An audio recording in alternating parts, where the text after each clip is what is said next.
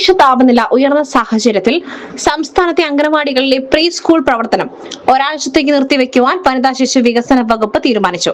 കഠിനമായ ചൂടിന്റെ പശ്ചാത്തലത്തിൽ ഡിസാസ്റ്റർ മാനേജ്മെന്റ് അതോറിറ്റിയുടെ സുരക്ഷാ മുന്നറിയിപ്പിനെ തുടർന്നും ആരോഗ്യ വകുപ്പിന്റെ ജാഗ്രതാ നിർദ്ദേശത്തെ തുടർന്നുമാണ് നടപടി. അംഗനവാടികളുടെ മറ്റ് പ്രവർത്തനങ്ങൾ പതിവ് പോലെ നടക്കും. ഈ കാലയളവിൽ കുട്ടികൾക്ക് നൽകേണ്ട സപ്ലിമെന്ററി ന്യൂട്രീഷൻ വീടുകളിൽ എത്തിക്കുന്നതാണ്.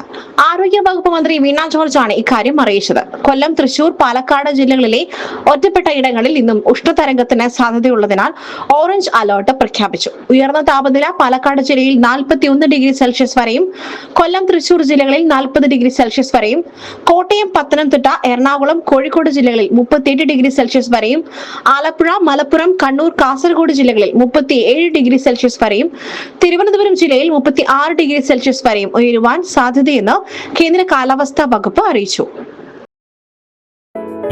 Gold, pure gold. Group Nilambur.